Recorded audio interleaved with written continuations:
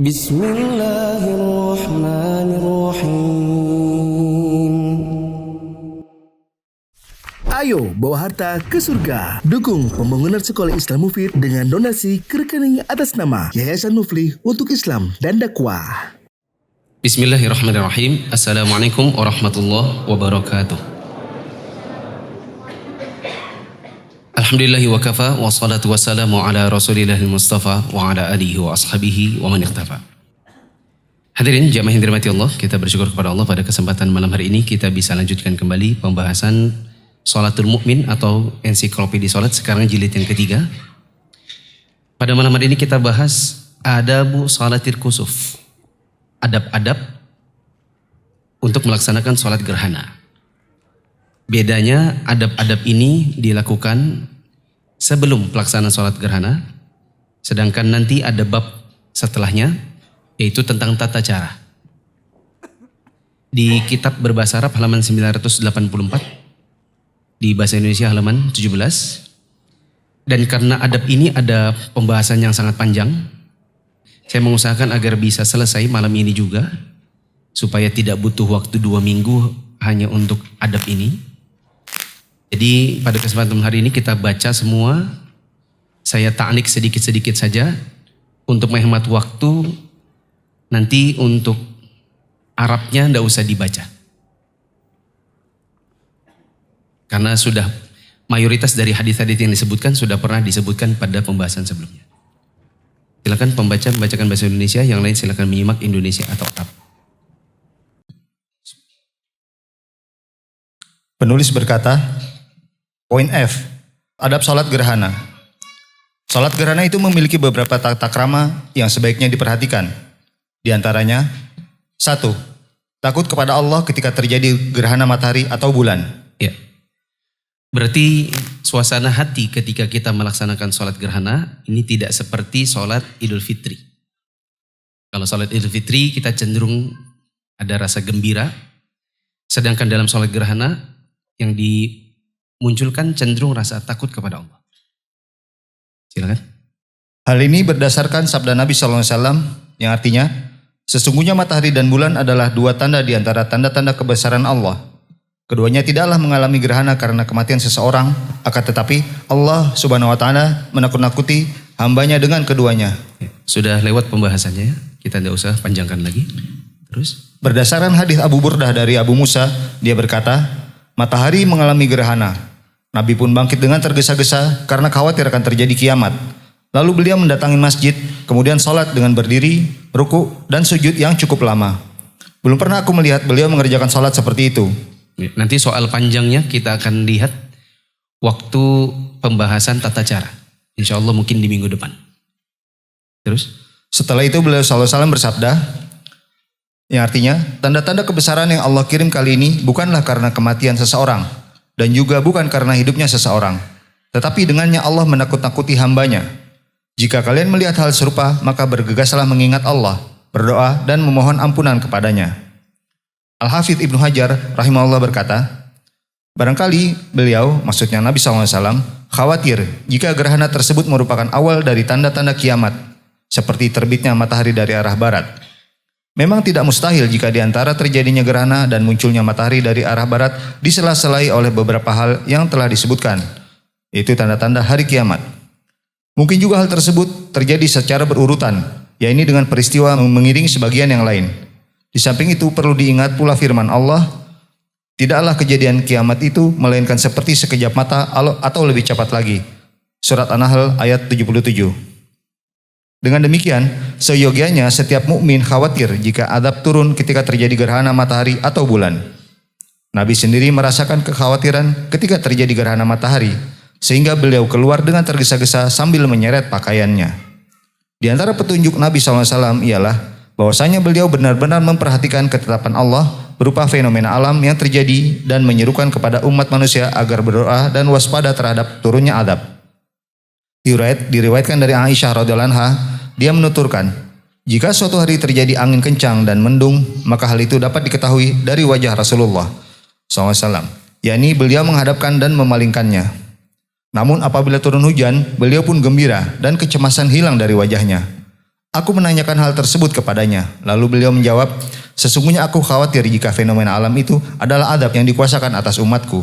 Adapun ketika melihat hujan, beliau menjawab, ini adalah rahmat. Ya. Sudah berlalu pembahasan masalah ini, bahwa di dalam kita mengerjakan sholat gerhana, yang seharusnya dilakukan oleh kaum muslimin adalah mereka menghadirkan rasa takut kepada Allah. Ya, adapun kita di zaman sekarang nampaknya agak sulit, karena kebanyakan kaum muslimin di zaman sekarang tidak menjadikan gerhana sebagai bentuk peringatan. Ya, suasananya sudah berubah. Kalau di zaman sekarang orang jadikan gerhana sebagai objek wisata. Makanya banyak yang tidak sholat tapi berkumpul di pantai-pantai. Ya. Kalau sudah seperti itu suasananya, bagaimana bisa menghadirkan rasa takut? Karena itu akan bertentangan antara tamasya dengan rasa takut. Lanjut. Disebutkan dalam sebuah riwayat bahwa ketika angin bertiup kencang, Nabi SAW berdoa, ya Allah, sesungguhnya aku memohon kepadamu kebaikannya dan kebaikan apa yang ada di dalamnya serta kebaikan apa saja yang dikirim bersamanya. Aku juga berlindung kepadamu dari keburukannya dan keburukan yang ada di dalamnya serta keburukan apa saja yang dikirim bersamanya. Jika langit tampak mendung hingga terdengar gemuruh petir dan terlihat kilatannya, maka wajah Nabi SAW pun berubah. Beliau keluar dan masuk serta menghadapkan dan memalingkan wajahnya karena cemas. Ketika hujan telah turun, kegelisahan tersebut sirna, sebagaimana dapat diketahui dari wajah beliau. Kemudian aku bertanya kepada beliau dan beliau menjawab, wahai Aisyah, bisa jadi mendung itu seperti yang dikatakan kaum Ad. Maka tatkala mereka melihat adab itu berupa awan yang menuju ke lembah-lembah mereka, berkatalah mereka, inilah awan yang akan menurunkan hujan kepada kami. Bukan. Bahkan itulah adab yang kamu minta supaya datang dengan segera, yaitu angin yang mengandung adab yang pedih. Surat Al-Ahqaf ayat 24. Kita lihat bagaimana Nabi SAW kalau dalam mendung, kalau ada mendung dan belum turun hujan, maka Nabi SAW tampak pada wajahnya rasa cemas. Kenapa ada rasa cemas? Karena beliau khawatir kalau itu adalah azab yang Allah turunkan. Ini sebagaimana yang pernah digambarkan tentang kaum Ad, di mana mereka mengira ketika suatu hari turun kepada mereka mendung, mereka kira akan dihujani dengan rahmat. Atau Allah akan turunkan hujan rahmat. Ternyata itu adalah azab. Nanti kalau sudah betul-betul turun hujannya, baru kemudian Nabi SAW merasa tenang. Ini yang hendaknya dihadirkan manakala seseorang menghadapi gerhana. Lanjut. Disebutkan pula dalam sebuah riwayat dari Aisyah radhiyallahu anha, bahwasanya dia berkata, aku tidak pernah melihat Rasulullah SAW benar-benar gembira dan tertawa hingga terlihat langit-langit mulutnya. Sesungguhnya beliau biasanya hanya tersenyum. Ya. Ini ada tambahan faedah. Nabi SAW itu tidak pernah ngakak. Kalau orang bilang zaman sekarang mau ngakak itu apa? Mau ngakak? Apalah ya kalimat-kalimat di internet. Mau ngakak. Ya. Atau LOL. Loud of love gitu ya. Loud of. Ya gitulah ya. Pokoknya ketawa ngakak. Itu Indonesia. Nabi SAW itu tidak pernah ketawa dengan kelihatan langit-langit mulutnya. Maka yang dilakukan oleh sebagian orang yang ketawa ngakak itu bertentangan dengan sunnah. Ya. Saya 3 tahun membersamai Syekh Sa'ad Asy-Syadzili. Hanya sekali saya melihat gigi gerahamnya beliau. Sisanya beliau hanya tersenyum. Saya lihat gigi geraham pertama kali selama 3 tahun. Dan itu terakhir kalinya ketika Ustadz Abu Nida Hafizahullah Jogja salah menyebut nama saya. Dia panggil Muflis.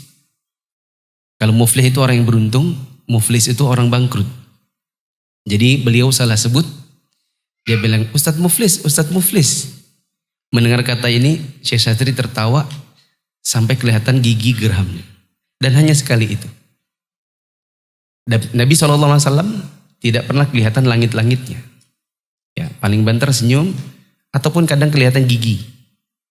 Tapi tidak sampai orang bilang apa? Ngakak. Terus? Ketika melihat mendung atau angin, terlihatlah kegelisahan di wajah beliau. Aisyah berkata, wahai Rasulullah, aku melihat orang-orang tampak senang jika melihat langit mendung, karena berharap semoga mendung itu membawa hujan. Akan tetapi mengapa aku melihat kemurungan pada wajahmu ketika engkau melihat mendung? Beliau SAW menjawab, wahai Aisyah, apa yang dapat membuatku merasa aman jika mendung itu membawa adab? Sungguh ada satu kaum yang disiksa dengan angin. Ketika kaum itu melihat turunnya adab tersebut, mereka malah berkata, maka tatkala mereka melihat adab itu berupa awan yang menuju ke lembah-lembah mereka, berkatalah mereka, inilah awan yang akan menurunkan hujan kepada kami. Bukan, bahkan itulah adab yang kamu minta supaya datang dengan segera, yaitu dengan angin yang mengandung adab yang pedih. Surat Al-Ahqaf ayat 24. Setelah menyebutkan beberapa faidah dari riwayat-riwayat hadis ini, Imam An-Nawawi rahimahullah berkata, di dalamnya terdapat anjuran agar ada persiapan untuk bermuraqabah terhadap Allah atau merasa diawasi olehnya dan berlindung kepadanya pada saat terjadinya perubahan kondisi dan terjadinya peristiwa yang dikhawatirkan. Kekhawatiran beliau adalah jika mereka diadab lantaran kemaksiatan yang dilakukan oleh orang-orang yang durhaka. Sedangkan kegembiraan beliau dikarenakan hilangnya sebab yang membuatnya khawatir. Rasulullah SAW bersabda, aku ditolong dengan angin yang berasal dari timur, sedangkan kaum Ad dihancurkan dengan angin yang berasal dari barat. Inilah salah satu tuntunan Nabi SAW, kekhawatiran beliau yang sangat besar terhadap adab Allah dan kasih sayang beliau terhadap umatnya. Jika sikap beliau saja seperti ini ketika terjadi gerhana, mendung, atau angin disebabkan fenomena alam, itu merupakan salah satu di antara tanda-tanda kebesaran Allah yang mungkin mengindikasikan turunnya malapetaka, bencana atau adab. Maka bagaimana dengan keadaan kita pada zaman sekarang yang penuh dengan kemaksiatan, kelalaian, berpaling dari kebenaran, suka bersenang-senang, dan lain-lain. Tiada daya dan kekuatan kecuali atas pertolongan Allah Subhanahu wa Ta'ala. Oleh karena itulah kita harus kembali kepada Allah, wajib berlindung kepadanya dan berpegang teguh dengan talinya dalam setiap kondisi, baik dalam keadaan lapang, sempit, senang maupun sedih. Allah Subhanahu wa Ta'ala berfirman, maka segeralah kembali kepada mentaati Allah. Sesungguhnya aku seorang pemberi peringatan yang nyata dari Allah untukmu. Surat Ad-Dariyat ayat 50. Al-Allamah As-Sa'di rahimahullah berkata, tatkala Allah menyeru para hambanya agar melihat tanda-tanda kebesarannya sehingga dengannya lahir rasa takut kepadanya dan keinginan untuk kembali kepadanya, maka dia juga memerintahkan mereka melakukan sesuatu yang menjadi tujuan dari semua itu, yaitu lari kepadanya. Maksudnya, lari dari sesuatu yang dibenci Allah menuju sesuatu yang disukainya, baik lahir maupun batin. Dengan kata lain, lari dari kebodohan menuju pengetahuan, dari kekufuran menuju keimanan, dari kemaksiatan menuju ketaatan, dan dari kelalaian menuju ingat kepada Allah. Barang siapa menyempurnakan hal-hal semacam ini, berarti dia telah menyempurnakan agamanya secara keseluruhan, dan hilanglah darinya sesuatu yang ditakuti, serta dia telah memperoleh puncak dari tujuan yang dicari. Allah menamakan kembali kepadanya dengan lari, karena pada kembali kepada selainnya terdapat berbagai macam hal yang ditakuti dan dibenci. Sedangkan pada kembali kepadanya terdapat berbagai macam hal yang dicintai, kegembiraan, kebahagiaan, dan kemenangan. Maka itu seorang hamba lari dari ketetapan dan takdirnya menuju kepada ketetapan dan takdirnya yang lain. Engkau akan lari dari setiap orang yang kau takuti, tetapi tidak terhadap Allah. Seberapa besar rasa takut seorang hamba kepadanya, maka sebesar itu pula lah kekuatan larinya terhadapnya. Karena begitu takutnya kepada Allah, Nabi menangis dalam sujudnya ketika sholat gerhana. Maka sudah seyogianya lah mengikuti beliau. Pembahasan nomor 1 sudah lebih lengkap ketika kita bahas hikmah dari gerhana. Adab yang kedua. 2. Mengingat-ingat kembali hal-hal besar yang pernah dilihat Nabi ketika melakukan sholat gerhana. Karena hal itu akan membuahkan rasa takut kepada Allah. Ya. Di antara adab kita mengikuti sholat gerhana, dihadirkan pada hati dan pikiran dalam pelaksanaan sholat gerhana itu rasa takut kepada Allah yang bisa ditimbulkan dengan cara mengingat bagaimana adab-adab yang pernah Nabi SAW lihat. Dan adab-adab yang Nabi SAW pernah lihat ini digambarkan dalam berbagai hadis. Teman-teman mungkin pernah dengar hadis Nabi SAW dibawa ke sebuah tempat yang namanya Al-Muqaddasah. Saya ingat di jilid 3 ini ada. Hadisnya begitu panjang. Di jilid 3 ini ada waktu pembahasan tentang sholat jenazah. Nabi SAW dibawa ke tempat yang namanya Al-Ard Al-Muqaddasah. Di sana beliau lihat ada orang kepalanya dipecahkan dengan batu sampai hari kiamat. Kemudian ada yang Nabi SAW lihat wajahnya dicelurit. Ada yang Nabi SAW lihat dibakar dalam bangunan seperti cerobong pembakaran. Ada yang dibenamkan dalam sungai darah, dijejalkan mulutnya dengan batu. Lalu kemudian ketika Nabi SAW bertanya, pada ujung perjalanan beliau dijelaskan oleh para malaikat yang membawa, kata mereka, yang kepalanya dipecahkan dengan batu, itu adalah orang yang menerima ayat-ayat Al-Quran lalu kemudian tidak mau menjalankannya, dan punya kebiasaan suka sengaja tidur di jam sholat. Ya. Adapun yang dicelurit wajahnya itu yang suka berdusta. Adapun yang dibakar itu adalah yang suka berzina. Adapun yang berenang di sungai darah dan dijajakan mulutnya dengan batu itu pemakan riba. Itu baru sedikit contoh. Bagaimana dengan Abu Talib yang Nabi SAW bilang dia adalah orang yang merasakan siksa neraka paling ringan. Yang dia dipakaikan sandal dari api neraka, yang dipakaikan itu kaki, yang mendidih itu otak. Nah, ketika kita bisa hadirkan, karena memang ada pengetahuan, yang sulit ini nggak bisa menghadirkan karena tidak punya pengetahuan tentang adab-adab tersebut. Maka jadilah, ya kadang-kadang sholat gerhana itu rasanya jadi tidak sebagaimana yang seharusnya. Kalau kebanyakan dari kita di zaman sekarang, ketika mengikuti sholat gerhana, yang paling banyak muncul itu adalah perasaan, kok lama betul. Karena memang sholat gerhana itu lama.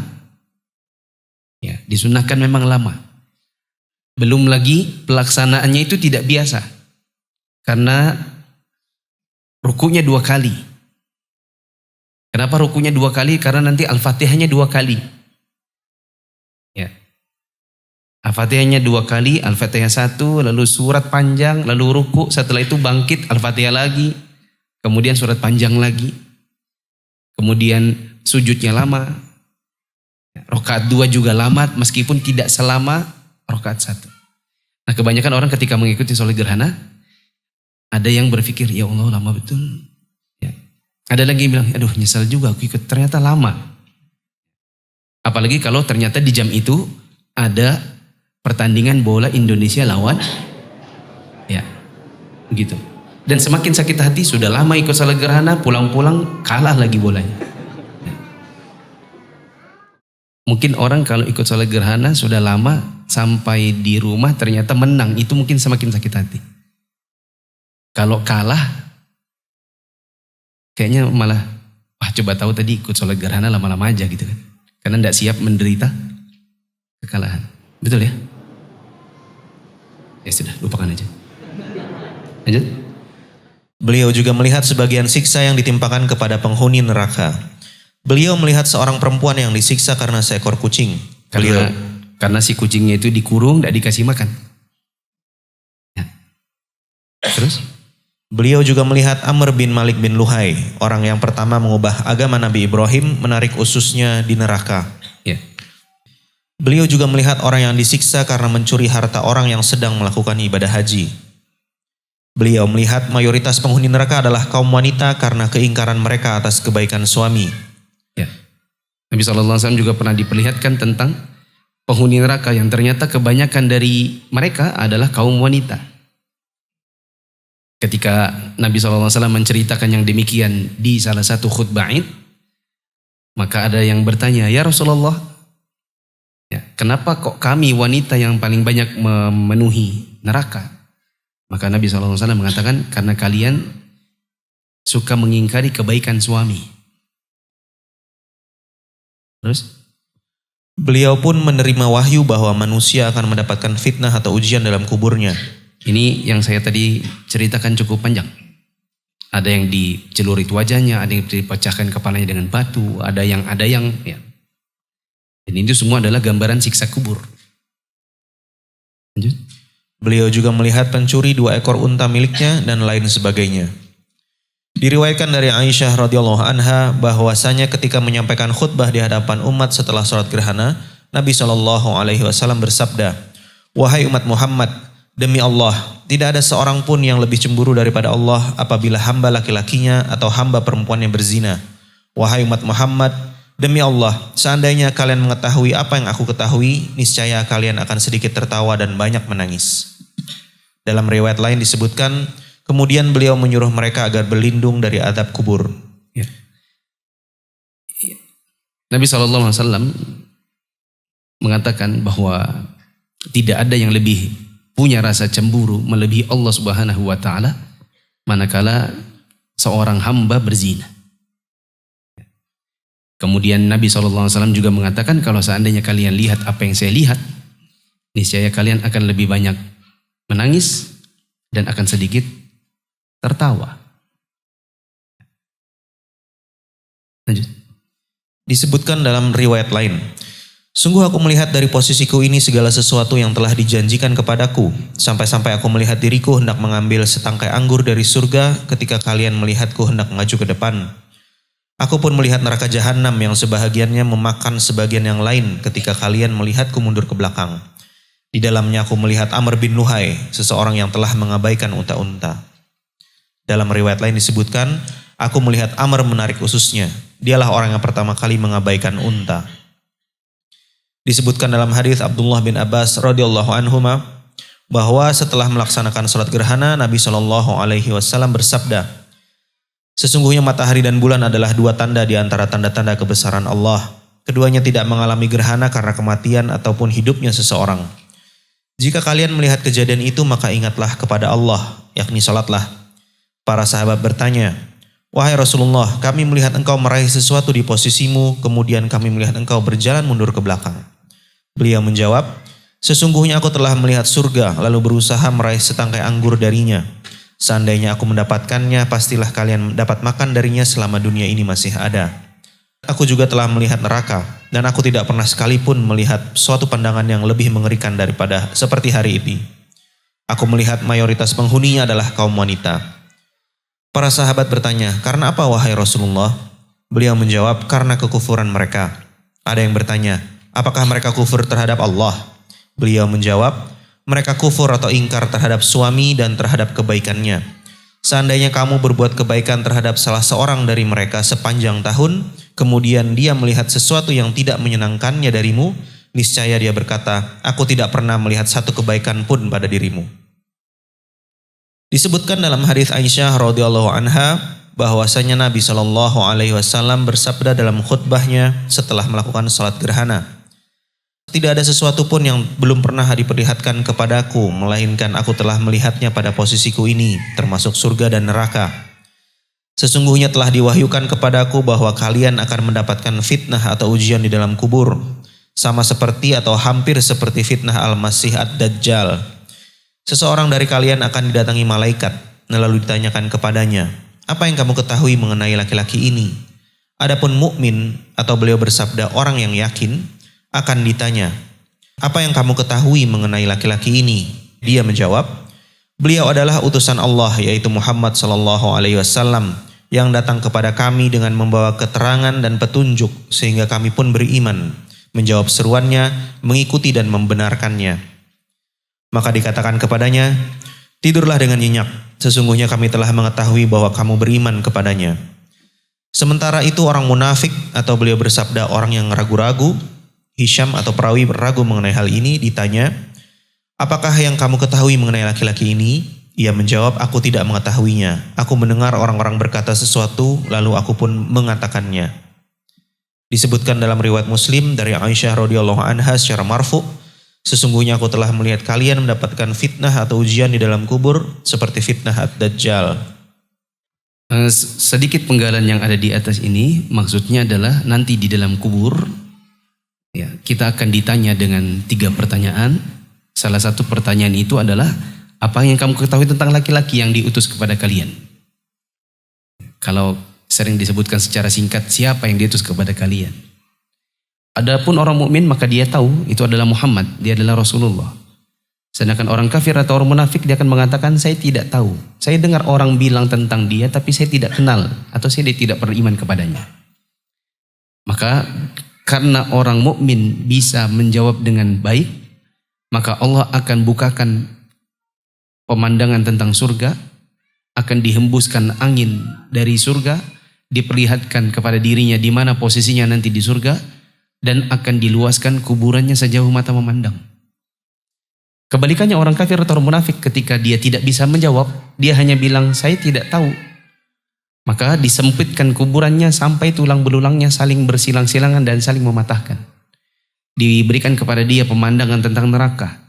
Dihembuskan kepada dirinya angin dari neraka. Diperlihatkan bagaimana posisinya nanti di dalam neraka. Karena orang mukmin mendapatkan kebaikan seperti yang saya sebutkan, maka dia pun mengatakan, ya Allah segera akan datang kiamat.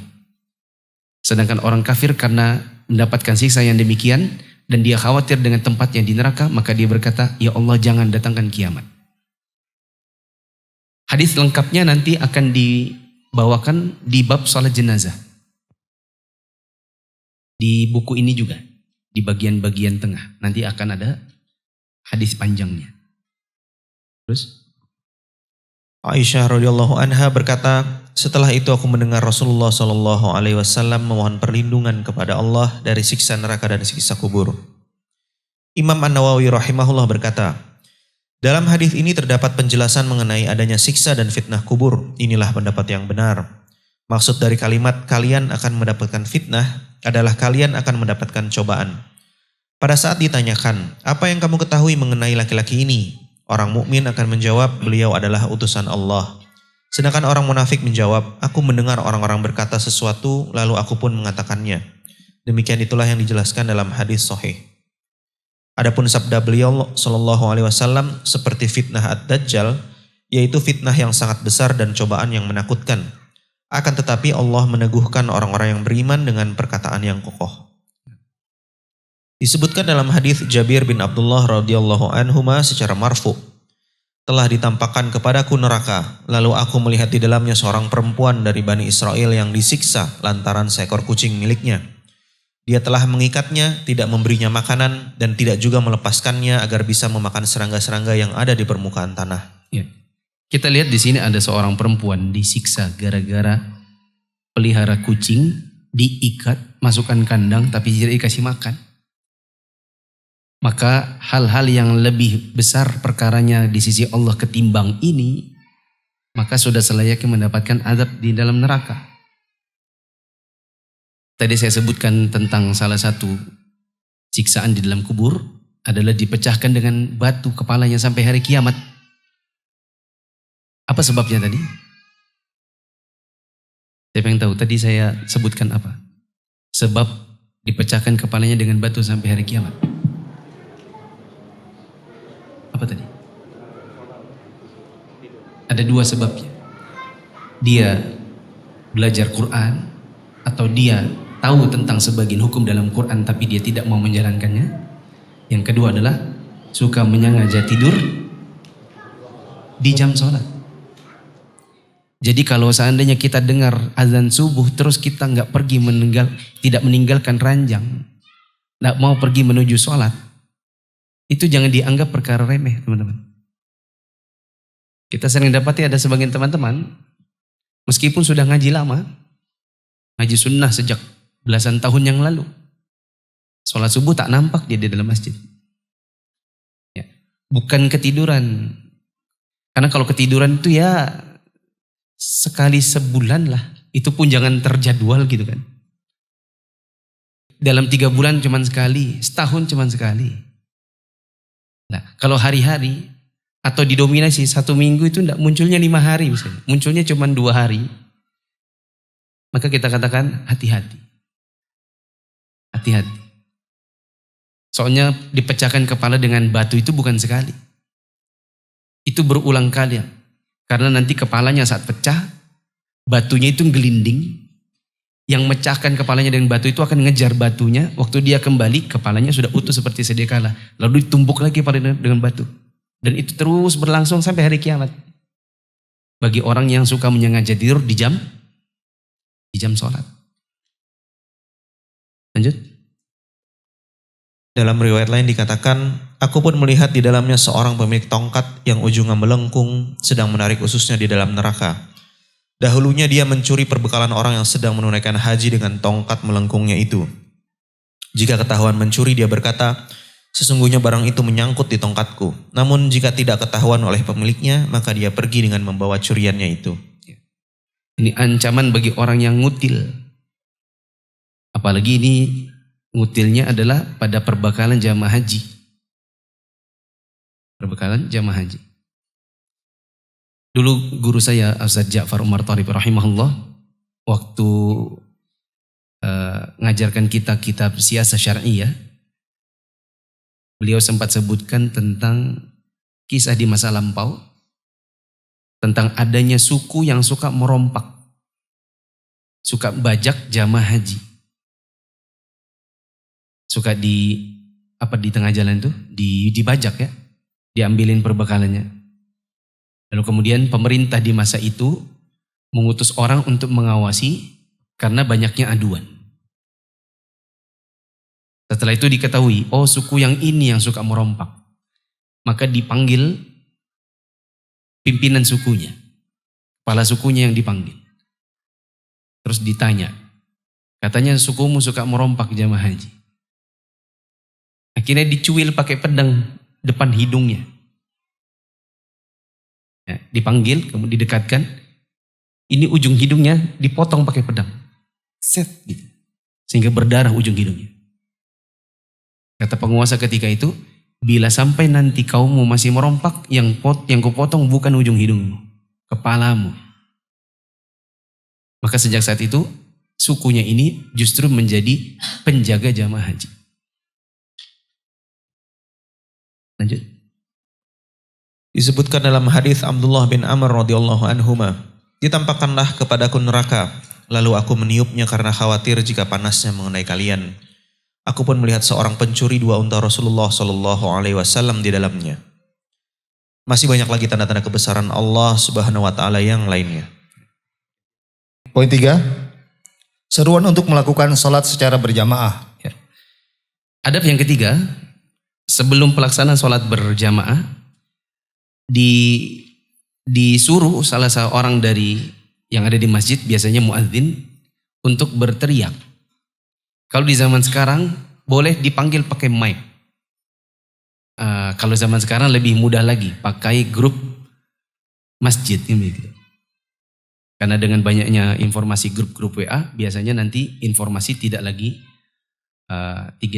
sulit. Adapun di zaman dahulu, maka ada yang berteriak, as-salatu jami'ah. Salat secara berjamaah, maksudnya panggilan untuk salat gerhana. Mungkin teman-teman masih ingat kira-kira 2 atau 3 minggu lalu, bab ini diterjemahkan oleh penerjemah Nabi SAW memanggil orang untuk salat berjamaah. Lalu saya katakan penerjemahan yang lebih tepat adalah Nabi memerintahkan orang untuk menyeru as-salatu jami'ah.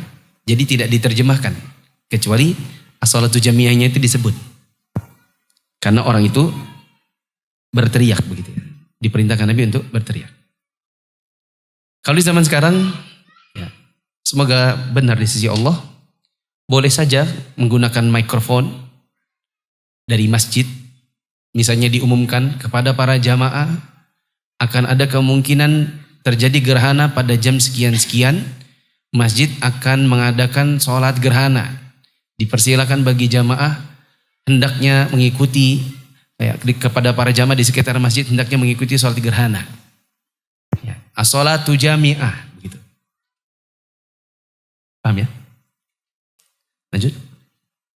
Hal ini berdasarkan hadis Abdullah bin Amr radhiyallahu anhuma. Dia berkata, tatkala terjadi gerhana matahari pada masa Rasulullah SAW, maka diserukanlah inna sholata jami'ah. Sesungguhnya sholat dilakukan secara berjamaah.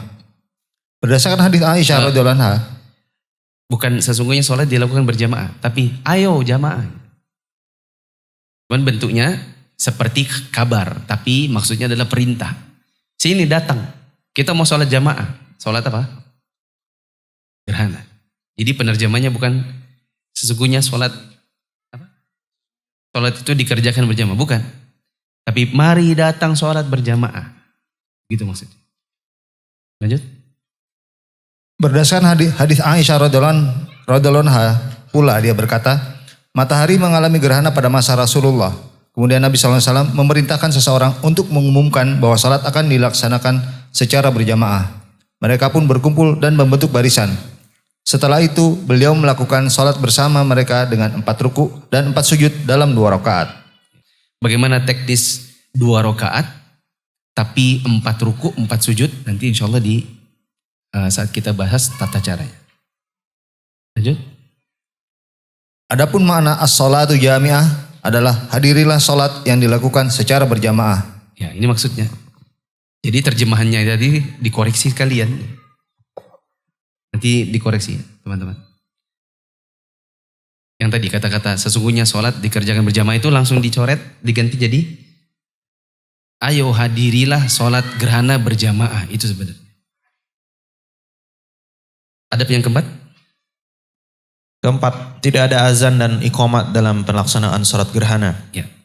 Tidak ada azan, tidak ada iqamat. Yang ada adalah apa? Tidak ada azan, tidak ada iqamat. Yang ada adalah seruan. Mari sholat berjamaah. Dicatat di dekat nomor 3. Kalau sekiranya penduduk tidak paham, maka boleh pakai bahasa yang dipahami.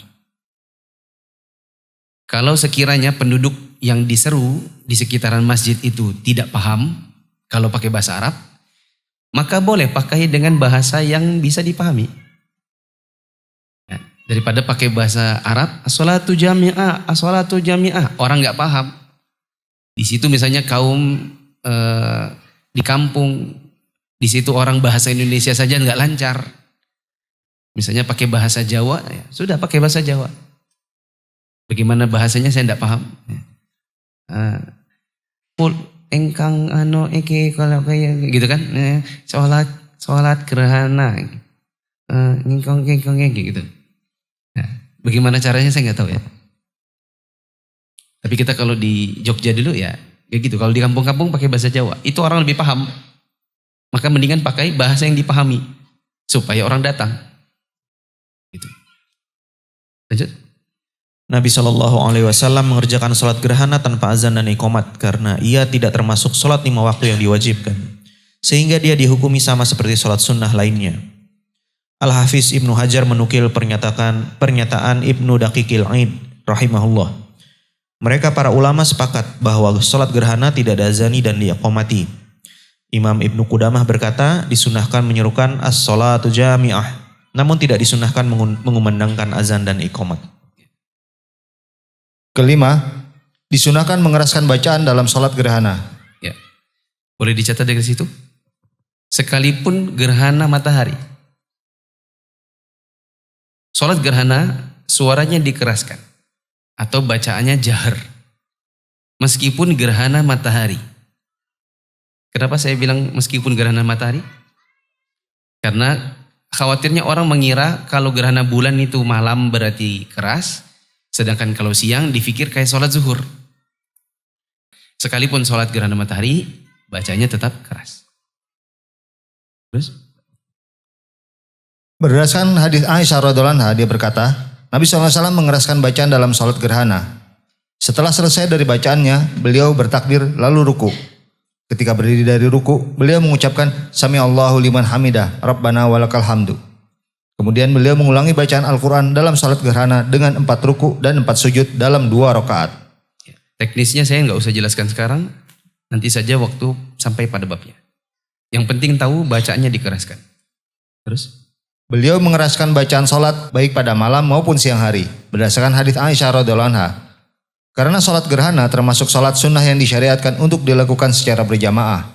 Maka di antara sunnahnya adalah mengeraskan bacaan seperti halnya salat istisqa, salat id, dan salat tarawih. Saya kira jelas. Adab yang ke-6. 6. Salat gerhana dilakukan secara berjamaah di masjid. Ya. Dikerjakannya di masjid. Boleh dicatat dekat situ. Perempuan juga ikut. Perempuan juga ikut. Lanjut. Berdasarkan hadis Aisyah radhiyallahu anha, dia berkata, pada suatu pagi Rasulullah SAW menaiki tunggangannya.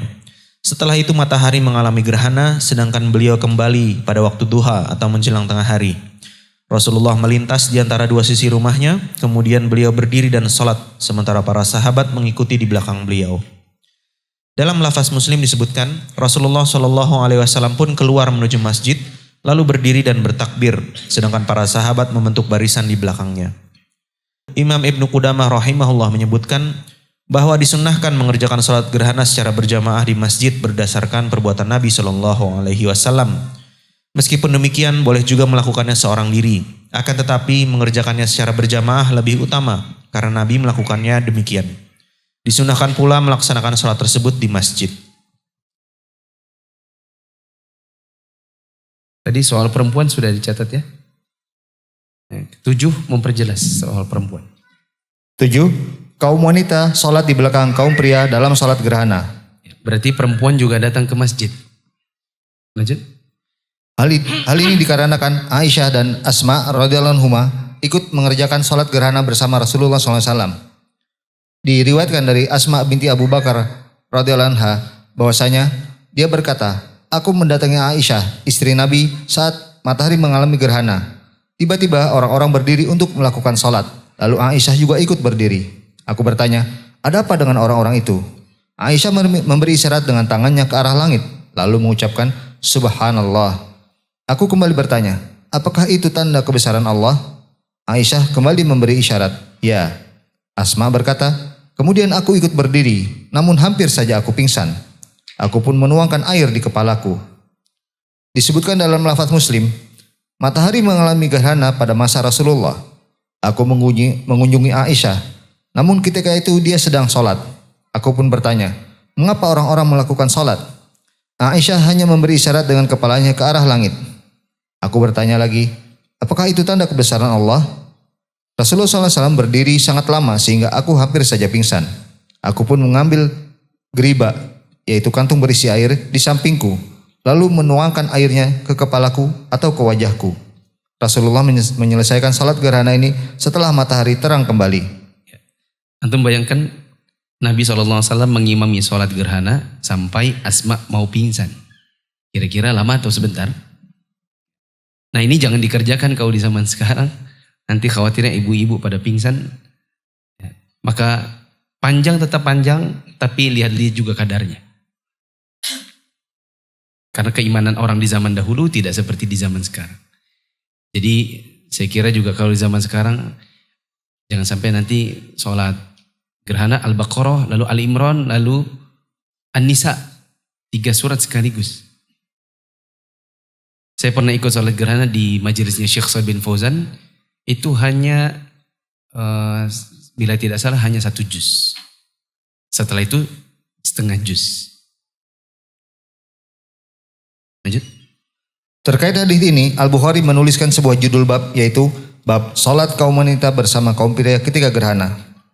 Al-Hafidz Ibnu Hajar rahimahullah menerangkan, penjelasan Al-Bukhari ini mengisyaratkan penolakannya terhadap pendapat orang yang melarang hal itu dan terhadap orang yang berpendapat bahwa kaum wanita melakukan salat gerhana secara sendiri-sendiri.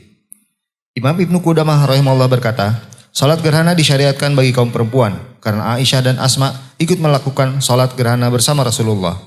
Imam An-Nawawi rahimahullah berkata, hadis ini menjelaskan disunahkannya salat gerhana bagi kaum wanita. Di dalamnya juga dijelaskan bahwa posisi mereka berada di belakang kaum pria. Lanjut. 8. Salat gerhana boleh dilakukan ketika dalam perjalanan. Ya, musafir juga bisa ikut sholat gerhana. Atau malah mengadakan sholat gerhana. Lanjut. Berdasarkan sabda Nabi Shallallahu Alaihi Wasallam, sesungguhnya matahari dan bulan tidaklah mengalami gerhana karena kematian dan hidupnya seseorang, tetapi keduanya merupakan 2 tanda di antara tanda-tanda kebesaran Allah. Jika kalian melihat keduanya atau gerhana, maka sholatlah. Imam Ibnu Qudamah rahimahullah berkata, sholat gerhana disyariatkan baik ketika sedang mukim maupun ketika dalam perjalanan dengan atau tanpa izin dari imam atau pemimpin. 9. Memanjangkan sholat gerhana sesuai kemampuan jamaah. Ya. Ini yang perlu distabiloi kata-kata sesuai dengan kemampuan jamaah. Kita harus perhatikan juga kemampuan jamaah. Khawatirnya ya, ada yang bersemangat dan semangat ini bagus untuk mengerjakan sholat berjamaah. Tapi misal dibaca 3 surat. Yang pertama dalam 1 rakaat. Kemudian dia bacanya temponya juga lambat. Sudah gitu di ujung-ujungnya di mat arid lisukun semuanya dibikin goyangan yang begitu panjang. Alhamdulillahi Rabbil Alamin. Tidak cukup gitu. Kadang-kadang ada imam yang Alhamdulillahirrabbilalamin. Jadi digoyang lagi. Baru mau dibaca 3 surat sekaligus 1 rakaat. Ya. Ngamuk nanti orang. Lanjut. Berdasarkan hadis Asma radhiyallahu anha, di dalamnya disebutkan Rasulullah berdiri sangat lama sehingga aku hampir saja pingsan. Aku pun mengambil geriba, yaitu kantong berisi air di sampingku dan menuangkan airnya ke kepalaku atau ke wajahku. Disebutkan dalam hadis Ibnu Abbas radhiyallahu anhu bahwasanya Nabi SAW mengerjakan salat. Beliau berdiri cukup lama pada rakaat pertama, yaitu kira-kira selama membaca surat Al-Baqarah. Kemudian ruku cukup lama juga. Setelah itu beliau mengangkat kepala dari ruku dan berdiri cukup lama, namun tidak selama berdiri yang pertama. Selanjutnya beliau SAW kembali ruku dengan cukup lama, namun tidak selama ruku yang pertama. Teman-teman, sebagai pembanding, kalau kita ikut sholat subuh hari Jumat di Masjidil Haram atau Masjid Nabawi, semoga yang belum pernah nanti Allah mudahkan, dan semoga yang sudah pernah bisa pergi lagi.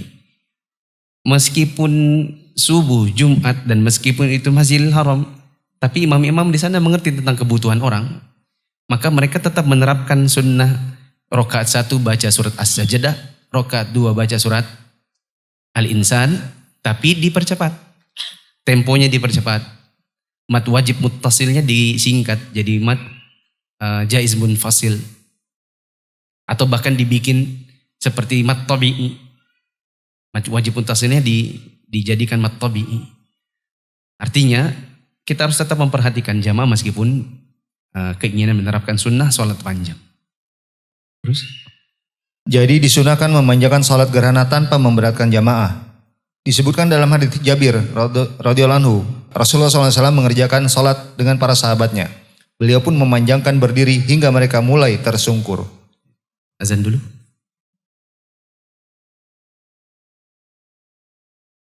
Allahu Akbar, Allahu Akbar. Allahu Akbar, Allahu Akbar. Asyhadu an la ilaha illallah.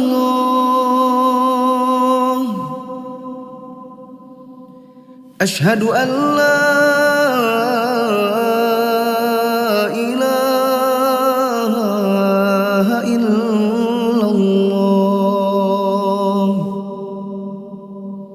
أشهد أن محمد رسول الله. أشهد أن محمد رسول الله. حي على الصلاة.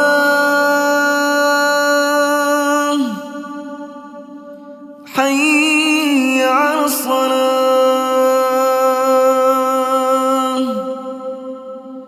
حي على الفلاح.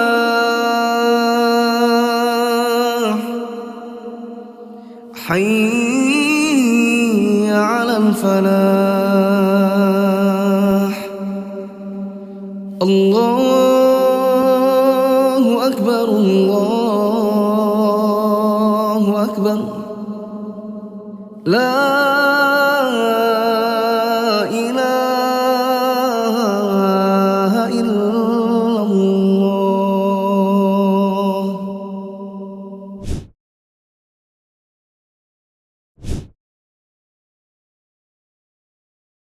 Masih ada 8 menitan. Silakan. 10. Disunahkan berkhutbah dalam sholat gerhana. Ya. Di tandai dekat situ dicatat ada ikhtilaf ulama. Ada ikhtilaf ulama apakah ada khutbah atau tidak. Nah itu aja yang penting tahu. Tapi kebanyakan dari kita yang kita lakukan, begitu juga masyayikh, begitu juga para asatizah kita, biasanya ada khutbah. Lanjut. Berdasarkan hadis Aisyah radhiyallahu anha, dia berkata, suatu ketika Nabi Shallallahu Alaihi Wasallam keluar rumah, lalu terjadilah gerhana matahari. Kami segera keluar menuju sisi bilik.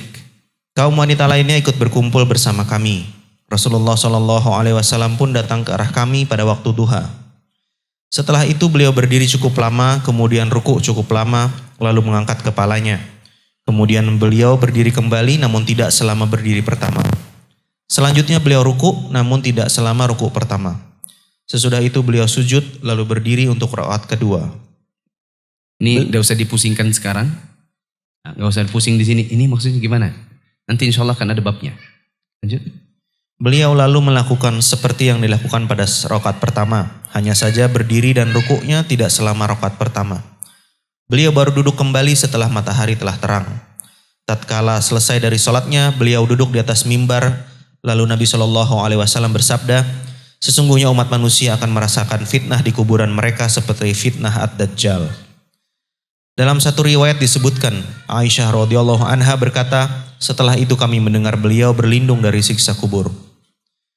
Kesimpulan dari keterangan yang terdapat dalam hadis-hadis sahih mengenai khutbah Nabi Shallallahu Alaihi Wasallam adalah bahwasanya setelah salam dari selesai melaksanakan sholat gerhana, beliau duduk di atas mimbar lalu mulai menyampaikan khutbah. Beliau memuji Allah dan menyanjungnya dengan sanjungan yang pantas untuknya. Kemudian beliau bersabda, amma ba'du. Beliau melanjutkan khutbahnya, wahai umat manusia, sesungguhnya matahari dan bulan termasuk dua tanda di antara tanda-tanda kebesaran Allah. Keduanya tidak mengalami gerhana lantaran kematian atau hidupnya seseorang. Jika kalian melihat peristiwa tersebut, maka ingatlah kepada Allah dan bertakbirlah. Beliau juga menyuruh bersedekah, memerdekakan budak, istighfar dan berdoa. Beliau pun bersabda, apabila kalian melihatnya, maka bergegaslah untuk sholat. Lalu sholatlah hingga tersingkap apa yang sebenarnya menimpa kalian.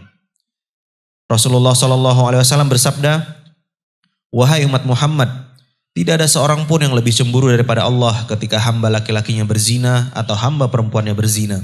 Wahai umat Muhammad, demi Allah, seandainya kalian mengetahui apa yang aku ketahui, niscaya kalian akan sedikit tertawa dan banyak menangis. Ini beberapa penggalan dari bagian dari khutbahnya Nabi. Kalau ada yang berkesempatan menjadi khotibnya atau jadi imamnya, maka bisa contoh apa yang disampaikan Nabi. Meskipun di luar dari materi ini juga boleh. Saya pernah khutbah gerhana bulan, yang saya sampaikan, yang saya tekankan hanya dua. Soal bagaimana kaum muslimin karena kurangnya belajar, maka mereka menjadikan gerhana itu objek wisata. Yang kedua, bahwa sebagian kaum muslimin justru melakukan perbuatan-perbuatan khurafat saat gerhana. Seperti memasukkan anaknya ke dalam panci. Ya, karena keyakinan kalau gerhana nanti anaknya diambil kuyang dan lain-lain.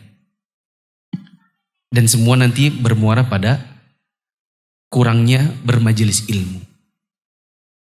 Lanjut.